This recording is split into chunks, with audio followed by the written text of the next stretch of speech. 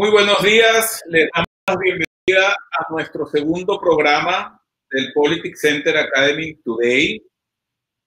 Hoy tenemos un invitado muy especial, un amigo de muchos años, un académico de primera línea. Tenemos con nosotros al doctor Tomás Páez. Nuestro invitado de hoy es doctor y máster en filosofía por el University College de Londres, es sociólogo y profesor titular de la Universidad Central de Venezuela, ya emérito por supuesto, en posgrado, bueno, por supuesto no, ahí puede todavía estar, en posgrado y pregrado. Ha sido docente en universidades de España, de Colombia, de Perú. Es el coordinador del proyecto global de la diáspora venezolana y del primer estudio global, así como el observatorio de la diáspora venezolana. Fue coordinador, o mejor dicho, coordinó la segunda edición del libro Democracia y Autoritarismo en América Latina, editado por Calato en Madrid. Es autor de más de 20 libros en el área de calidad y productividad, de estrategia empresarial, colega y miembro fundador del Observatorio Hannah Arendt y miembro del Comité Académico de CEDICE. Le damos nuestra más cordial bienvenida a nuestro invitado de hoy, a Tomás Páez. Un millón, Alejandro. Bueno, De verdad, por la presentación, por tus palabras. Tomás, como bien sabes, que hemos estado conversando en estas últimas semanas, se ha creado acá en Miami el Politics Center Academy, adscrito a la universidad, a la Florida Global University, el Centro Educativo Latinoamericano, básicamente con una iniciativa, un auspicio, un interés muy importante por parte del rector de esta universidad, José Gregorio Guarisma, y del hasta hace poco director del Centro Educativo Latinoamericano, Pedro Cabrera.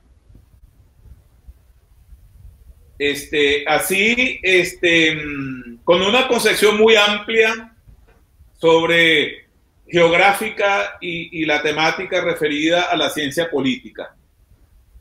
Sobre esa base de esa fundación, Tomás, ¿qué opinas tú acerca de la pertinencia en estos momentos de la creación de un centro de estudios y de investigaciones y académico con estas características? ¿Cómo ves esa iniciativa hoy día desde una creación desde Florida en los Estados Unidos? Mira, Alejandro, primero, gracias por la invitación. En segundo lugar, de verdad que la veo, la iniciativa, no solamente la veo, primero la felicito. Es decir, me parece que llena un vacío que es necesaria. Nosotros necesitamos crear y contar con redes alternas amplias, de reflexión muy amplia, de visión muy amplia del tema latinoamericano y global en general, ¿no? A mí además me llama la atención el nombre mismo de la universidad, la Florida Global University, ya es un marcador de una iniciativa de este tipo. Lo digo por lo siguiente.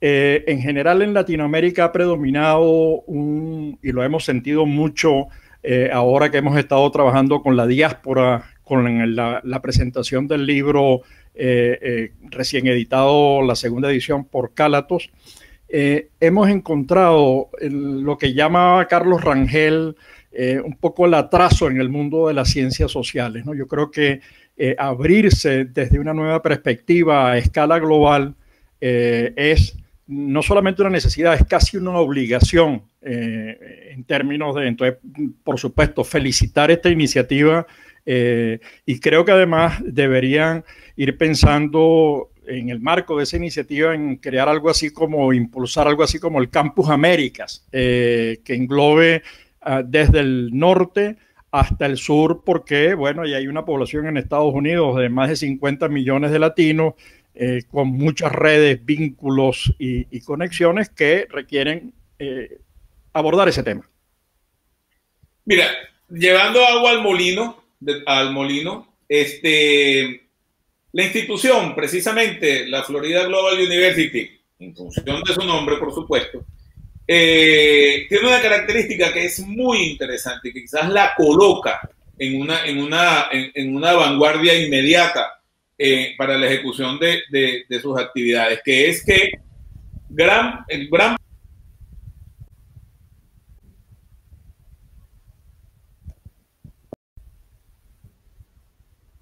sus actividades se orientan o están ejecutadas a través de la comunicación electrónica, o sea, vía online, ¿verdad? En estos momentos esto se percibe o debe de ser percibido como una ventaja fundamental en función de eso que tú mismo, que tú dices, nos permite la creación de un campus americano, un campus de las Américas, en donde logremos compartir, intercambiar. Más allá de esas ventajas concretas, inmediatas de esta iniciativa como sustento de la acción académica, ¿qué otras herramientas o elementos que se pueden incorporar a esas herramientas piensas tú que deberían estar presentes como una posibilidad de refrescar la participación, de abrir y universalizar las acciones del centro? A ver, yo creo que Estados Unidos y el estado de Florida en particular, por la alta presencia de latinoamericanos en el estado, tienen que jugar un papel importantísimo en toda la conexión global, ¿no? Yo conversaba en estos días con un médico venezolano que está viviendo en Florida, y una de las cosas que uno veía es que desde allí se está creando, si se quiere, un nuevo centro de estudio de medicina tropical, ¿no? Entonces está convocando a médicos de todo el mundo, porque ahí hay un centro de reflexión, un centro de búsqueda, bueno, por la misma potencia y el liderazgo de Estados Unidos. Entonces, tener al lado a las universidades en Centroamérica que están abriéndose espacios, los centros de reflexión democrática, los centros de búsqueda de información, los proyectos que hay que desarrollar, los temas de la integración, los temas del desarrollo, los temas de la inversión, los temas de la democracia, todo ello convoca a una red de este tipo impulsada desde un centro desde los Estados Unidos. Yo he conversado con algunas universidades acá en Europa, en particular con algunas universidades también en España y Canarias, planteando lo mismo. Es decir, hay un montón de centros de estudios latinoamericanos, algunos de ellos con mucho atraso, hay que reconocerlo, y que necesitan ser dinamizados frente a los nuevos desafíos de las libertades, la democracia, la creación, la inversión, los nuevos retos de la educación para el siglo XXI, los nuevos retos en el ámbito de la salud, incluso en el propio dinamismo de lo que es el proceso de aprendizaje. Ya las universidades tradicionales deben abrir paso a lo que uno conoce como las universidades emprendedoras, esas universidades corporativas que ofrecen soluciones, que acompañan, que forman parte de ese sistema amplio de investigación, más desarrollo e innovación.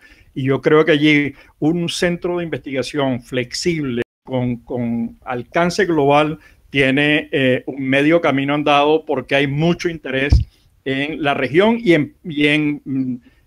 digamos en Europa. Estoy hablando de Iberoamérica, y yo creo que allí hay una conexión que desde el estado de Florida y de la universidad que lo abrace, es posible avanzar un buen trecho.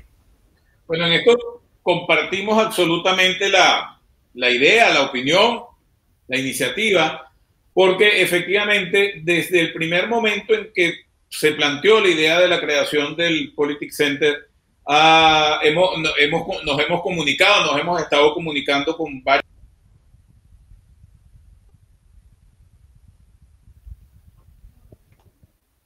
Nos hemos estado comunicando con varios centros académicos de investigación, etcétera.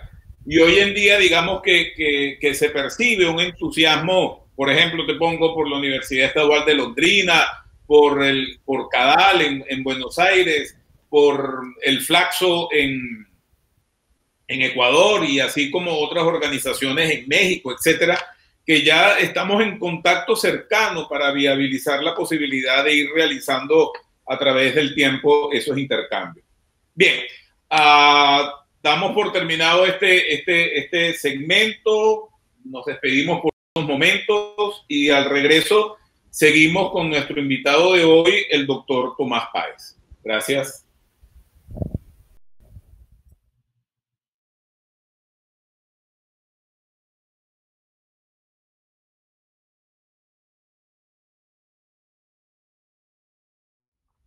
Ok. Seguimos con nuestro programa de hoy del Politics Center Academy Today, con nuestro invitado muy especial, doctor Tomás Páez. Y en esta sección del programa quisiera reflexionar sobre lo siguiente. Tomás, tú has venido desarrollando acciones, líneas de investigación, estudios que atienden fundamentalmente a la región iberoamericana, y buena parte de esas acciones se han basado y se basan en el análisis, en el estudio de los procesos y sistemas políticos presentes en la región. Y sustancialmente ha focalizado esa atención en oportunidades, en la democracia y el autoritarismo como forma de ejercicio de poder, de gobierno, por supuesto, y en el caso del autoritarismo, de dominio de los regímenes sobre las sociedades en uno y otro caso. Hace poco, o relativamente poco, fue publicada la segunda edición de un trabajo muy interesante, compilatorio, coordinado por ti. Atiende ese trabajo la línea de investigación referida que has venido ejecutando. Coméntanos sobre ese trabajo, sobre esa publicación que recientemente o hace muy poco vio la luz en España.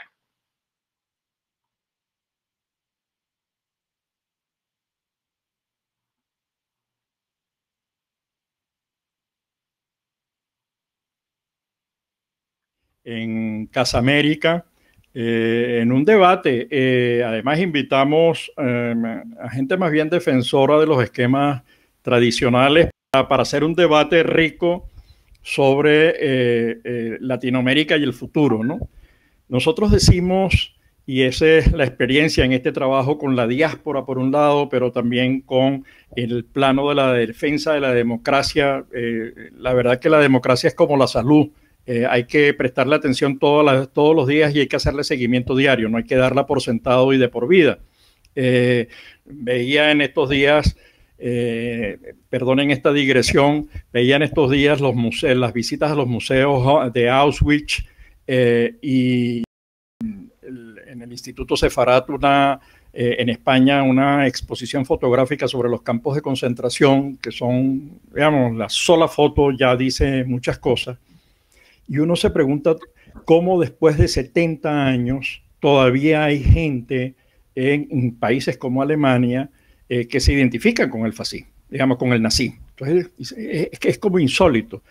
Pero nos ha pasado también en el caso venezolano, en el caso nicaragüense, cubano, estuvo a punto de pasar en el caso boliviano y ecuatoriano con el tema del socialismo, después de haber visto el fracaso del socialismo real. Que alguien todavía hoy esté pensando en recuperar ese pasado, de verdad que da grima. Y veíamos hace poco al vicepresidente, a uno de los vicepresidentes españoles, defender el comunismo además como elemento de democracia. Entonces uno se sorprende que a estas alturas todavía ocurra eso, y por eso este libro tiene muchísimo sentido, porque es una reflexión acerca de las sociedades abiertas y las sociedades cerradas. Es decir, ¿qué implica una sociedad abierta? ¿Qué implica una sociedad en la que la democracia y las libertades tienen sentido, en el que la sociedad civil puede desempeñar y debe desempeñar un papel, en el que el sector privado, la empresa, el mercado deben desempeñar un papel, en el que el espacio público, que es el encuentro de las voluntades, pueda seguir desarrollándose, pueda seguir ampliándose y no tener un Estado atrás? Y Latinoamérica lo tuvo lo más cercano al modelo socialista fue ese Estado interventor que impulsó ese modelo terrible de sustitución de importaciones, que se tradujo en el control económico y social. Entonces el libro tiene mucho sentido, discute los temas de la libertad de expresión, discute los temas de la regresión política, y allí tú tienes un artículo importantísimo en ese libro, Alejandro. Está acompañado de Carlos Alberto Montaner en una reflexión sobre un evento práctico que habla de la libertad de expresión, en el caso del periódico El País en España, o el tema del diferencialismo, esos nacionalismos estrechos, y el papel del Estado que aborda Alejandro Arratia, o el de la definición de los populismos que aborda Trino. Entonces, digamos que allí hay un compendio, hay una reflexión que creo que conjuntamente con otras reflexiones que se están produciendo en Latinoamérica permitirían crear esa red, y la necesitamos con urgencia, de verdad que la necesitamos con urgencia. Cuando yo visito los países a presentar los temas de la diáspora, a presentar los libros, o a discutir, a reunirme con las organizaciones diaspóricas, o con las universidades, o en el programa de radio que tenemos con la diáspora, uno va viendo que hay muchas resistencias en el mundo académico. Necesitamos con urgencia, y por eso felicito de verdad, no es un tema de palabras, felicito de verdad esta iniciativa, porque llena un vacío regional y global. Nos hemos conseguido, nos hemos topado con dificultades para explicar el caso venezolano en Francia, en Alemania. Yo recientemente estuve en Alemania y uno siente el peso de los valores, de esas creencias arraigadas acerca de lo que es Latinoamérica y los problemas en la región, ¿no? Entonces yo creo que el libro es absolutamente pertinente y de verdad que demasiado actual, y creo que puede ser un elemento que junto a otros contribuye al fortalecimiento del centro que se está creando. Fíjate que en 1910 Ortega y Gasset ya advertía sobre cómo la revolución bolchevique permanentemente repetía los mismos errores a lo largo del tiempo. Hoy en día, en 2020, podemos decir que el esquema revolucionario izquierdista heredado de la revolución bolchevique leninista, podemos decir que persiste en la repetición de los errores fundamentales que entraban en los procesos políticos dentro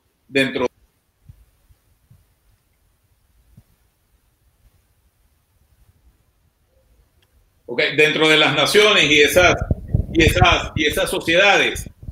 En este sentido, digamos, en los últimos tiempos, o al parecer en los últimos tiempos, la ocurrencia de revoluciones parece tener en América Latina un referente muy particular. Salvo el caso de la llegada de Allende al poder, hemos tenido la revolución, de la llegada de Allende al poder, del socialismo al poder. Tenemos el caso de Cuba, tenemos el caso de Nicaragua, tenemos el caso de Venezuela con su pseudo revolución, etc. En este sentido, ¿qué guía, qué luz nos orienta esta serie de trabajos de democracia y autoritarismo en América Latina? Porque si bien el autoritarismo, hay muchos puños de autoritarismo, pero parece ser que en América Latina el autoritarismo en los últimos tiempos parece ser que se quiere dar la mano muy de cerca con esa izquierda revolucionaria pseudo-romántica, heredera precisamente de aquello que Ortega y Gasset definía como los errores persistentes de la revolución bolchevique. A ver, Alejandro, no, absolutamente el libro toca esto de manera clara.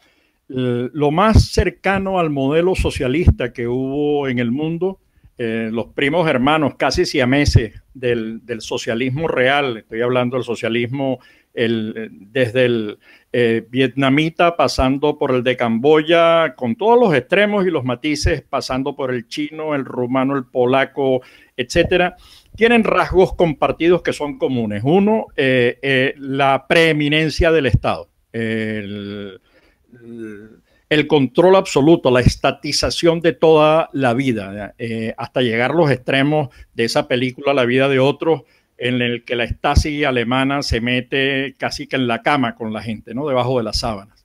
Entonces, ese es un rasgo. El segundo rasgo es el deterioro económico. No hay socialismo real que haya existido, que no haya producido hambre, miseria, muerte y razonamiento. Eso no existe. Digamos, uno recorre, pero además esto está inserto en la discusión actual en Latinoamérica. Las universidades, en general, las universidades latinoamericanas, sobre todo en el ámbito de las ciencias sociales, la preeminencia se enseñaba marxismo en todas las áreas, en todas las economías, se enseñaba marxismo en toda la sociología, se enseñaba marxismo en todas las escuelas de estudios políticos, y cuando digo marxismo es leerse a Mao, leerse... esa era la estructura de formación de nuestras universidades, muy inspirada, por cierto, en toda la formación francesa. Eso ocurrió en México, incluso en el propio Estados Unidos, y uno lo puede ver en el caso de los centros de estudios latinoamericanos.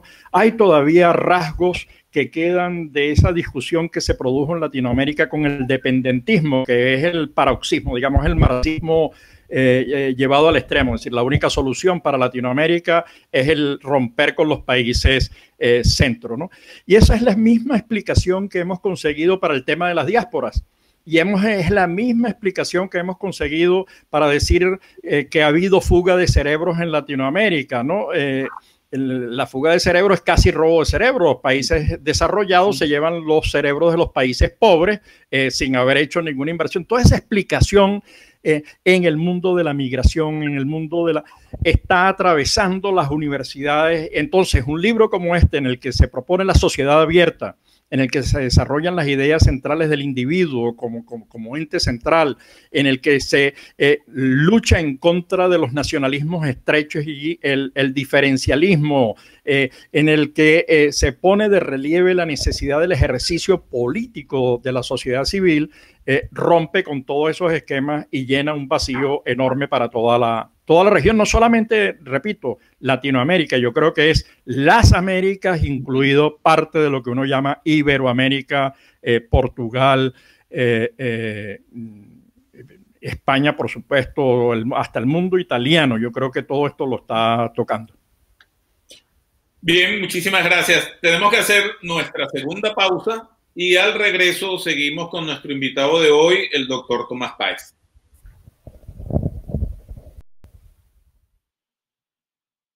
Ajá.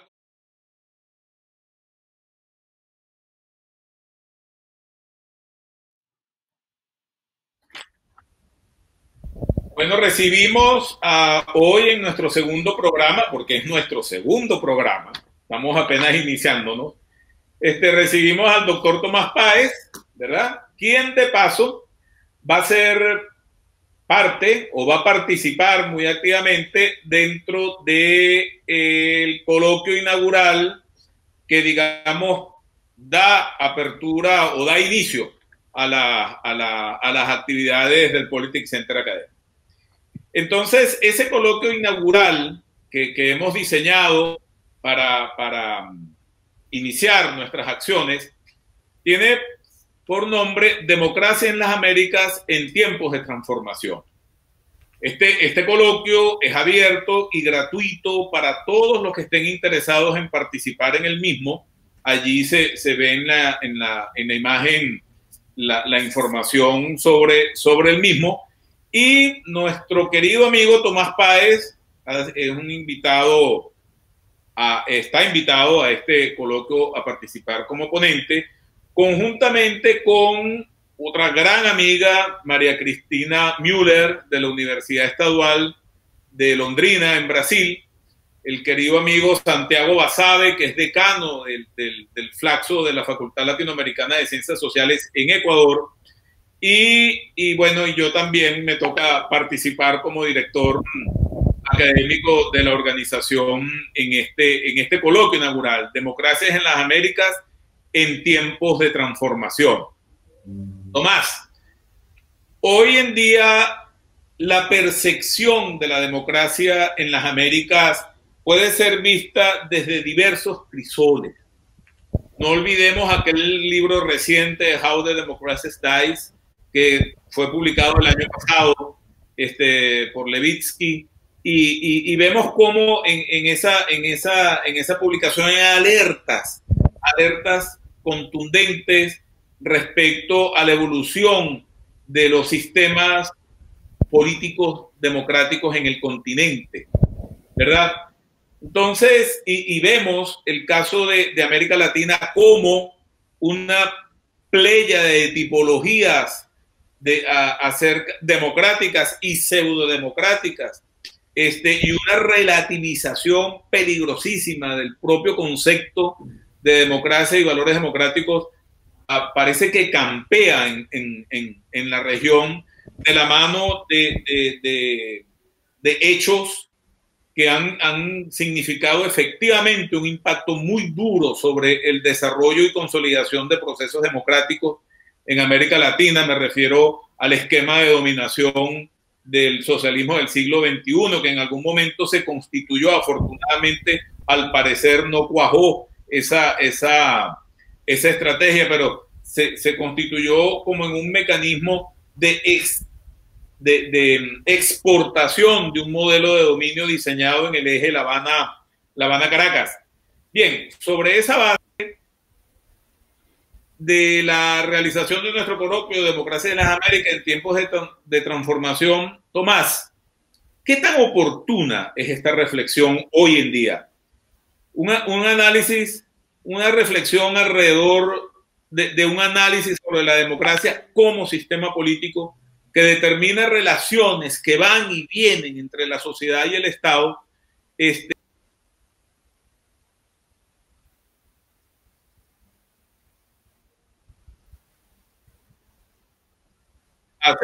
Bueno, la pregunta era, ¿qué tan oportuna es hoy en día una reflexión en el marco del coloquio de Democracia en las Américas en tiempos de transformación? Un análisis alrededor y sobre la democracia como sistema político que determine y guíe las relaciones entre sociedad y Estado en Iberoamérica hoy en día. A ver, es absolutamente pertinente. Cuando Latinoamérica decide ya cambiar, casi que obligado, porque ya no podía seguir con un modelo que había destruido toda la región. Estoy hablando cuando ya México en el año 82 reconoce que no puede honrar la deuda, algo parecido a lo que está ocurriendo ahora en Argentina nuevamente, de no poder honrar la deuda. Tiene que ver con ese modelo estatista, ¿no? Repito, lo más próximo al modelo socialismo real que hubo en... Sin embargo, Latinoamérica rompió. Ahora, rompieron algunos países en mejores condiciones. Lo hizo Chile, lo hizo Perú. Perú es de los pocos países hoy en la región que tiene capacidad de maniobra frente a este fenómeno del coronavirus, que tiene consecuencias éticas y políticas también, la forma en que se gestiona. Lo ha hecho Colombia, abriéndose al Pacífico, lo ha hecho Ecuador y sobre todo ahora con Lenín Romero tratando de limpiar las cuentas y de darle fortalezas económicas a la realidad de ese país, porque bueno, Latinoamérica aprovechó en los últimos 20 años el incremento del desarrollo del capitalismo, la ampliación del mercado en China y la India, que se tradujo en incremento de los precios de las materias primas. Entonces se vivió una bonanza, pero esa bonanza no fue totalmente aprovechada por la región o fue desigualmente aprovechada por la región. Tenemos materias pendientes el mejoramiento de la productividad. No es posible distribuir riqueza si no se produce. Y los niveles de productividad en la región, con pocas excepciones, es bajo. Y en algunos casos, retrocesos como en el de Venezuela, ¿no? Que está ya no en el último lugar, sino en el primer lugar de la miseria. Luego no se ha hecho la inversión adecuada en capital humano e infraestructura. Allí hay todavía un rezago con respecto a... Pero lo otro es el tema institucional democrático, cómo fortalecer instituciones que puedan resolver, que puedan atender los conflictos sociales en el mejor sentido del término. Digamos, la sociedad vive, así como desde las relaciones de pareja en el hogar hay conflictos, problemas, pero también cosas bellísimas y positivas, digamos, la vida es más o menos eso, digamos, que hay instituciones capaces de resolver ese tema. El capítulo del libro referido al tema del Estado centra su atención en este tema y en los déficits que tiene la región y la necesidad de impulsar ese debate democrático, porque podrías caer en esa cosa horrible que es el modelo chino, que de alguna manera también está comprando Vietnam, que es mercado, sistema de mercado y empresa con un Estado autoritario que decide todo, que controla la información y, por supuesto, al controlar la información, las posibilidades de formación y desarrollo del conocimiento quedan rezagadas, la posibilidad de innovación queda rezagada y ese va a ser precisamente el principal obstáculo que enfrenta el desarrollo de China. Mucho avanzó después de haber creado la mayor hambruna del siglo pasado, que se llevó a 65 millones de chinos. Entonces, ese debate sobre instituciones, libertad, el ejercicio, el fortalecimiento de capacidades es crucial, y yo creo que allí la reflexión que se hace en el libro, hay otras reflexiones hechas en la región, y yo creo que ese es el propósito de una red, articular todos esos esfuerzos de centros de pensamiento, de áreas y núcleos dentro de universidades para crear un modelo alterno de visión de libertades y democracia y de poder incidir en los procesos de reestructuración y modernización de la región. Mira, Tomás, te voy a poner un reto, uno de los últimos ya del programa de hoy.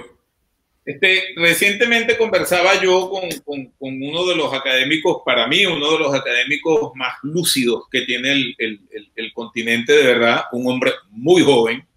Tú lo conoces, es Miguel Ángel Martínez, Meucci.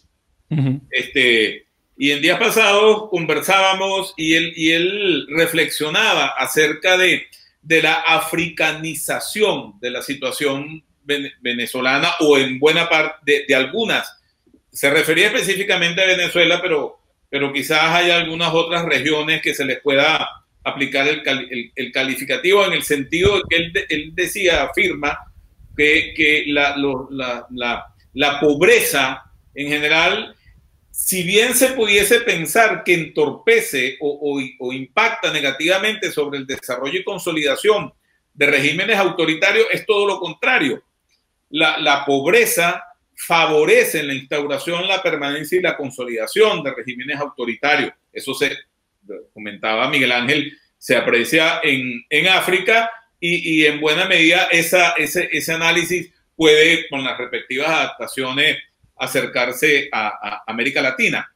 Pero lo que quería preguntarte, que es donde viene el reto, es muy brevemente, ¿qué ha sido el populismo en América Latina?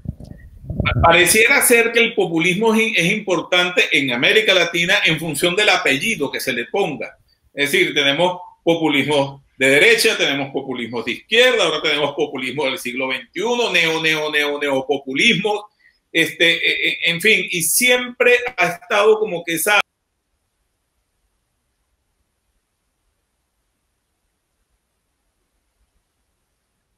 siempre ha estado como ese fantasma de un basamento no ideológico, pero sí de interconexiones entre la burocracia y la sociedad, trayendo un poquito a Weber, a Max Weber. Hoy en día, y se asocia en buena medida a aquella tipología de liderazgos mesiánicos con las estructuras de implementación de regímenes populistas con sus correspondientes apellidos, etcétera. Tomás, ¿qué es el populismo hoy en día en América Latina? ¿O qué es en el continente?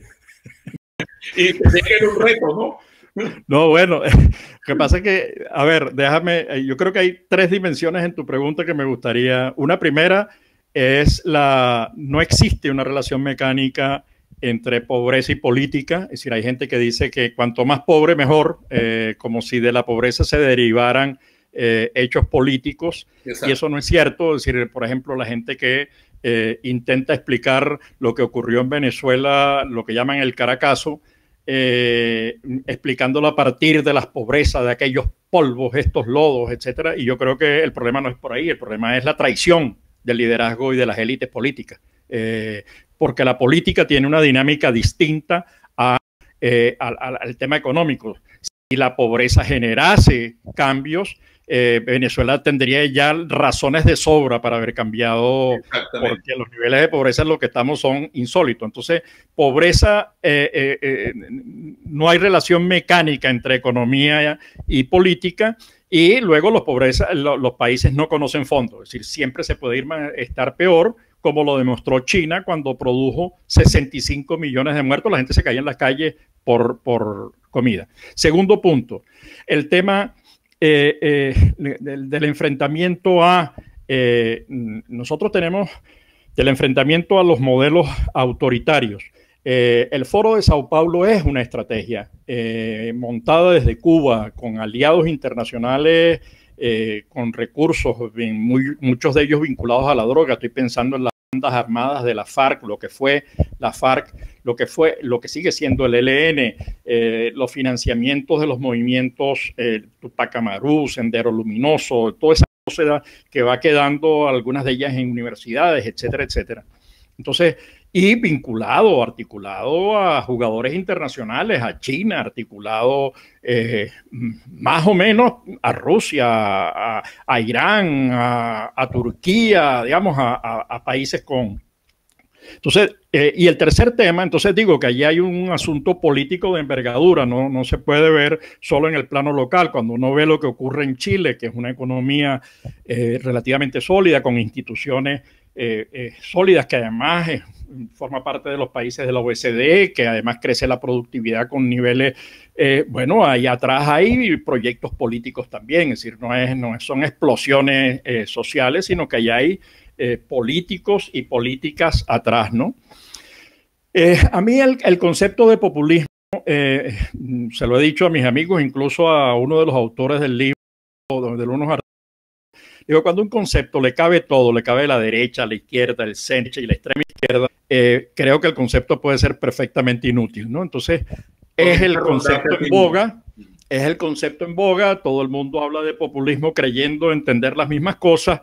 Yo me siento más cómodo con la explicación de Hannah Arendt acerca del totalitarismo, es decir, me parece mucho más nítida, me parece mucho más clara las conexiones entre el totalitarismo nazi, el totalitarismo socialismo real y el totalitarismo fascista. Me parece que esa conexión es mucho más nítida con el concepto totalitario que con el concepto, porque siempre cuando tienes que aclarar el adjetivo, no es el populismo de izquierda, el populismo de derecha, uno se pierde. Si uno lee a Ernesto Laclau, entiende que Ernesto Laclau lo que hace es ir un poco más allá de Gramsci, tratar de ubicar el concepto de hegemonía en el plano de la modernidad, en el plano de que hay, no lo puedes reducir a la noción simple de una clase social contra otra, sino de hay segmentos y por ahí el principio de la transversalización. Entonces, yo creo que allí lo que me parece mucho mejor una discusión sobre sociedad abierta y sociedad cerrada, más democracia o menos democracia, más libertad o menos libertad. Me parece que hay un eje explicativo más adecuado, más útil para hacer política, porque cuando tú tienes que comenzar una reunión diciendo, bueno, es que este populismo no es exactamente de derecha, sino de derecha más, ¿no? O de izquierda menos. Entonces, uno está hablando de, igual que hablar de izquierda y de derecha, eso no tiene ningún sentido hoy.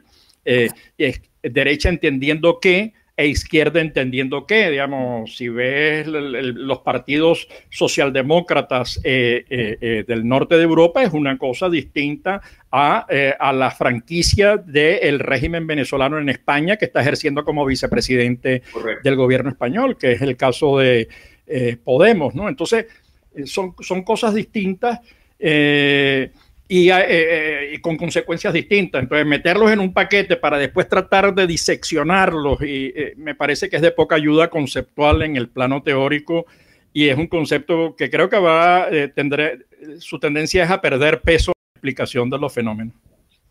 Bien,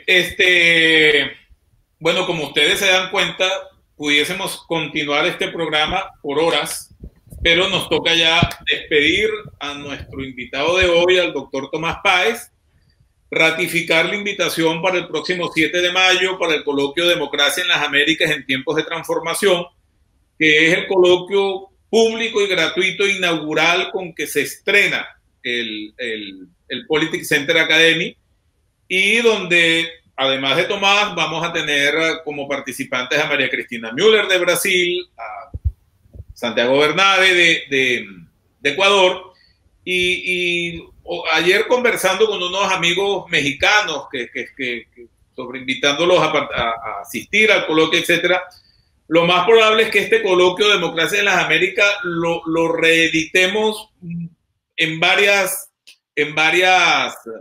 digamos, con varios temas, etcétera, en el futuro inmediato. Bien, solo me queda invitarles, agradecer a Tomás Páez su participación el día de hoy, invitarlos a participar en el coloquio, agradecerles la audiencia y la paciencia, ¿verdad? Y un saludo a todos y que la pandemia nos siga tratando medianamente bien, que vayamos superando, con el favor de Dios, ya la humanidad vaya paulatinamente superando esta crisis y se vayan activando las acciones. Muchas gracias, hasta luego y buenas tardes o días por donde les corresponda. Gracias.